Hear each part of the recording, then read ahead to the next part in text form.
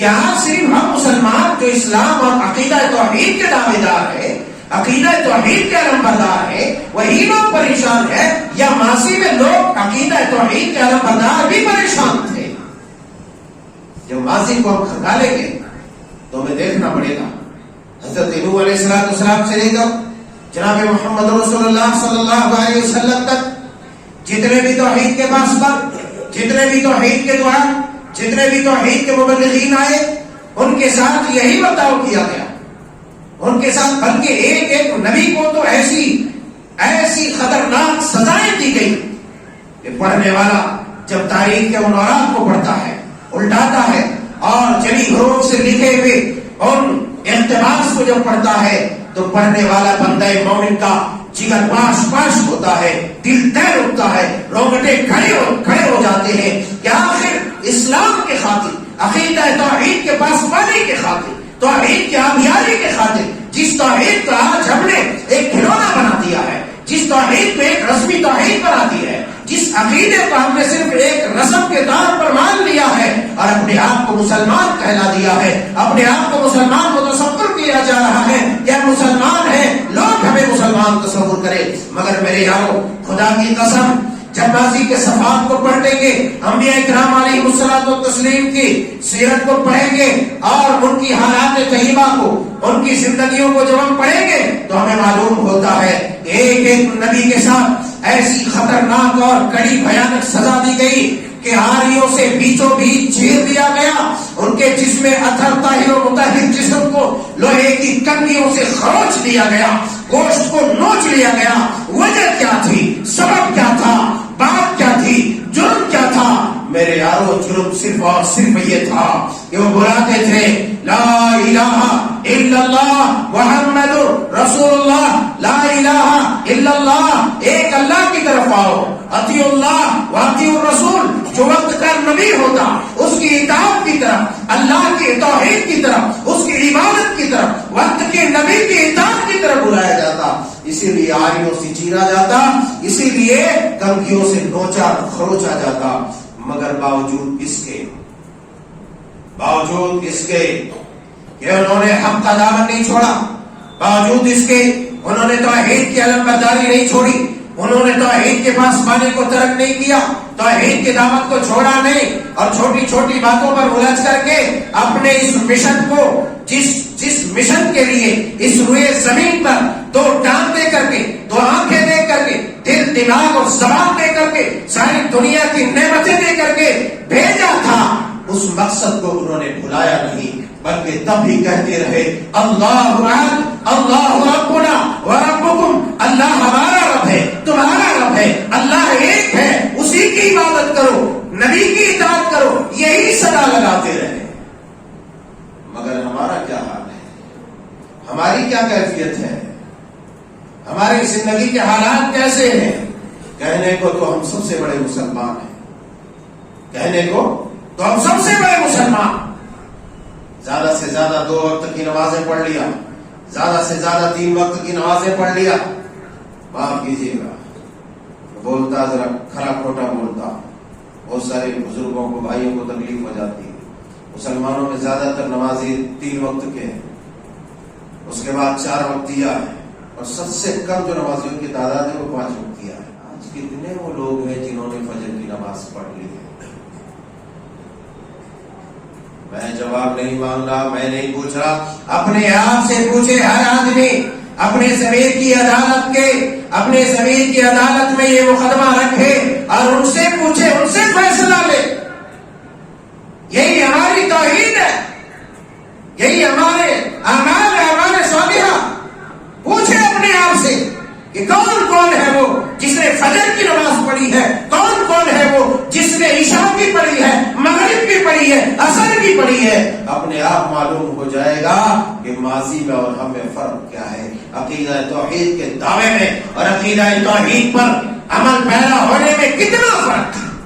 کہنا یہ مطلب اور مقصود ہے کہ اسلام اور توحید کی حفاظت میں صرف بات زبان سے نہیں، صرف بات کلام سے نہیں، صرف بات 2 وقت کی نماز پڑھنے سے نہیں، صرف بات 3 وقت کی نماز پڑھنے سے نہیں، بلکہ بات ہے کہ کلمہ توحید کے اقرار کے ساتھ ساتھ اس کے لوازمات، اس کے تقاضوں کو پورا کرنا، تب وہ توحید تمہارا محافظ ہوگی، تب وہ توحید تمہارے لیے امن کا ضامن ہوگی۔ اسلام تو وہ ہے جو توحید کی دعوت کو اپنے کردار سے، اپنے اخلاق سے، اپنے عادات سے، اپنے اعتبار سے دے۔ توحید کی دعوت ہر اعتبار سے دے، کسی بھی مشکلات میں اپنی توحید کا دامن نہ چھوڑے، اسی ایک اللہ کے سامنے گریہ وزاری کرے، ایک اللہ کو پکارے، اور لاکھوں مصیبتوں میں گھر کر بھی لوگوں کو اسی توحید کی دعوت دے جس کے لیے اللہ تبارک و تعالیٰ نے اس امت کو چنا ہے۔ آج ہم صرف خود غرضی میں مبتلا ہیں، اپنے آپ میں اپنے آپ کو دیکھ رہا ہے۔ دیکھو مگر خدا کی قسم، اے غیرت مندوں کی جماعت اور اے غیرتوں کی جماعت، رب تعالیٰ نے تمہیں دوسری قوم کے لیے پیدا کیا ہے۔ کنتم خیر امۃ اخرجت للناس تأمرون بالمعروف وتنہون عن المنکر، کہ تم عقیدہ توحید کے پاس بات ہو، اپنے مذاقتہ سے، اپنے کردار سے، اپنے اخلاق سے، اپنے عادات و اطوار سے تم توحید کا پرچار کرو گے، تم توحید کی حفاظت کرو گے۔ اسی لیے تم پیدا کیے گئے ہو۔ ہمارا کام یہ ہے تمہارے پیٹ میں چاہے کم غذا جائے، چاہے زیادہ غذا جائے، تمہاری کمائی کم ہوتی ہو، تمہاری کمائی زیادہ ہوتی ہو، تمہیں حرام کی طرف جھانکنا نہیں ہے، تمہیں ناجائز کی طرف جھانکنا نہیں ہے، تمہیں ناجائز کی طرف چل کے نہیں جانا ہے، بلکہ صبر و خلاف سے کام لینا ہے اور اللہ کی توحید میں ڈٹ جانا ہے۔ ہماری توحید کھوکھلی کیوں ہوئی؟ کیونکہ ذرا ذرا سی بات میں ہم نے حرام کاری کو اختیار کر لیا ہے، ہم حرام خوری میں مبتلا ہو گئے، سر سے لے کر پاؤں تک سرابا ہم نے کہیں نہ کہیں حرام کا ساتھ دیا ہے، کہیں نہ کہیں حرام کام کیا ہے، کہیں نہ کہیں ہم نے حرام خوری کی ہے۔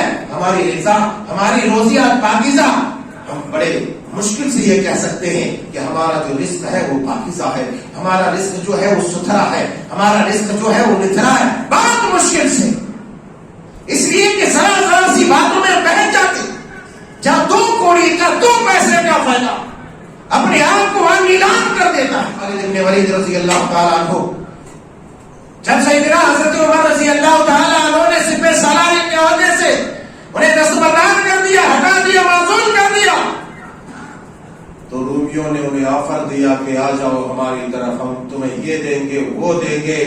جانتے ہو خالد بن ولید نے کیا کہا؟ آج اگر ہماری مسجدوں کی کمیٹیوں سے، مدرسوں کی کمیٹیوں سے اگر کسی کو دستبردار ہونا پڑے اور کسی طریقے سے اس کو معزول کر دیں تو دنیا بھر کے داؤ پیچ کھیل کر کے ایڑی چوٹی لگائے گا کہ مسجد کو نقصان پہنچائے، مدرسے کو نقصان پہنچائے۔ کیوں؟ اس لیے کہ اسے اس کرسی سے ہٹا دیا گیا جس پہ وہ تھا۔ واہ میاں واہ، کہاں گیا تمہارا ایمان؟ کہاں گئی تمہاری خیر؟ کہاں گئی تمہاری توحید؟ وہ توحید جس کے تم دائی تھے، جس کے تم پرچارک تھے، جو دنیا کفر میں جس کے ڈر کے پیٹنے والے تم تھے، کہاں گئے؟ اس سے معلوم یہ ہوتا ہے کہ یہی خود غرضی تھی کہ جب تک تم کرسی پر تھے تم اپنے آپ کو بڑے شیخیاں بناتے تھے اور کہتے تھے کہ ہم اللہ کے خادم ہیں، قوم کے خادم ہیں، مگر جو ہی کرسی ہاتھ سے نکل گئے بس اسی مسجد کا دشمن، اسی مدرسے کا دشمن، انہیں جو ہے علماء کی کمیونٹی کا دشمن، تو محسنین کا دشمن، وہ طرح طرح کے داؤ پیچ کھیلنے لگا۔ اللہ اکبر۔ خالد بن ولید رضی اللہ تعالیٰ عنہ کا وہ تاریخی جملہ جو مورخین لکھتے ہیں، خالد بن ولید نے کہا، اور رومی کتے ذرا سنو، تم کہتے ہو خالد کو سپہ سالاری کے عہدے سے معزول کر دیا، ہم اپنے ایمان کا سودا کر کے تمہارے عارضی لذتوں کی طرف چلے جائیں، اپنے ایمان کو بیچ دیں؟ نہیں، خدا کی قسم، ہم تمہارے خون کے پیاسے ہیں اور ہماری پیاس تب بجھتی ہے جب ہم تمہارا خون پیتے ہیں۔ میرے یارو، کہنے کا مطلب یہ ہے کہ آج ہم تھوڑی تھوڑی چیزوں میں حرام میں پڑ جاتے ہیں، اپنے ایمان کو بچا نہیں پاتے۔ مساجد کے نام پر سیاست ہو رہی ہے، مدارس کے نام پر سیاست، اور وہ لوگ کر رہے ہیں جو اپنے آپ کو مساجد اور مدارس کے نگہبان کہلاتے ہیں، مگر یاد رکھو، یاد رکھو، یہ خود غرضی تمہیں لے ڈوبے گی، یہ خود غرضی تمہیں تمہاری نسلوں کو تباہ کر دیں گی۔ اپنے ایمان، اپنے عقیدے کی حفاظت کرنا ہے تو مساجد کو آباد رکھو، مدارس کو آباد رکھو، مدارس و مساجد کی حفاظت کا یہ قانون ہے کہ جب کوئی کوئی ظلم کرتا ہے تو اس کے ظلم کا سر کچلنے کے لیے اس سے بڑا ظالم مسلط کر دیا جاتا ہے اس کے اوپر. وَكَذَلِكَ نُوَلِّي بَعْضَ الظَّالِمِينَ بَعْضًا بِمَا كَانُوا يَكْسِبُونَ. اللہ کا یہ قاعدہ ہے. اور مسلمان ظلم کر رہا ہے کہ نہیں کر رہا ہے؟ تم اس سے میں اس سے، تم مجھ سے مت پوچھو، اپنے آپ سے پوچھو، اپنے آپ سے پوچھو. پھر جو ہے شکایت کرنا کہ ہمارے اوپر کیوں ظلم ہو رہا ہے. تو اللہ جل شانہ سبحانہ وتعالی ہمارے سینوں میں جو ایمان بجھ رہی ہے، ایمان کے شرارے بجھ رہے ہیں، ایمان کی طاقت ختم ہو رہی ہے، ایمان کے شعلے جو تھے وہ ماند پڑ چکے ہیں، تو اسے پھر سے بھڑکا دے. ہمیں اسلام کا اور عقیدہ توحید کا سچا پاسبان بنا. آمین تقبل یا رب العالمین.